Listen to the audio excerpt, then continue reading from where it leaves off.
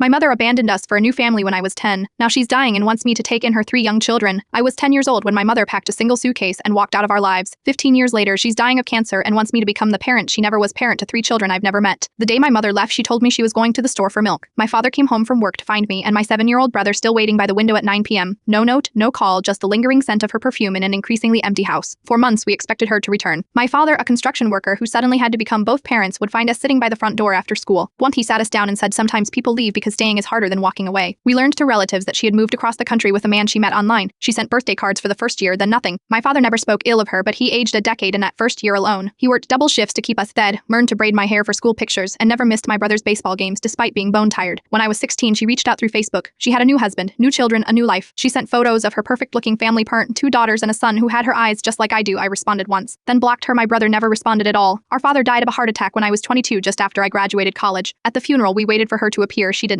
Instead, she sent flowers with a card that read "Sorry for your loss," as if she were a distant acquaintance rather than the woman who had once promised to love us forever. 3 days ago, my phone rang with an unknown number. When I answered, I heard her voice for the first time in 15 years. "Emma," she said, my name sounding foreign in her mouth. "I need to talk to you about something important. She has stage 4 pancreatic cancer, 6 months at most, according to her doctors. Her husband left her last year, parent. The irony not lost on me, parent. She has 3 children, twin girls who are 8 and a boy who's 6, children who will soon be orphans. I have no one else to ask," she said, her voice breaking. "Your brother won't take my calls. My parents are dead. My sister can't take them, and I can," I asked, my voice sharper than I intended. "You are stable," she replied. "You have that house Dad left you. You are not married, no kids of your own to worry about. These children, part your siblings, part they need someone." I sat in stunned silence, looking around my small home, part the home my father left me, where I live alone as a 25-year-old middle school teacher. The home where I finally found peace after years of wondering why I wasn't enough for my mother to stay. "You are asking me to raise your children," I finally said. "Children you chose to have after abandoning your first set." "I know I have no right to ask," she whispered, "but they're innocent in all this. They're scared, Emma. They need family after the call." I sat on my kitchen floor and cried for the first time in years. I called my brother, now a Marine stationed overseas, who listened in silence before saying, "We owe her nothing." He's right. We owe her nothing. Yet I can't stop thinking about those children paired to my half-so who share my blood,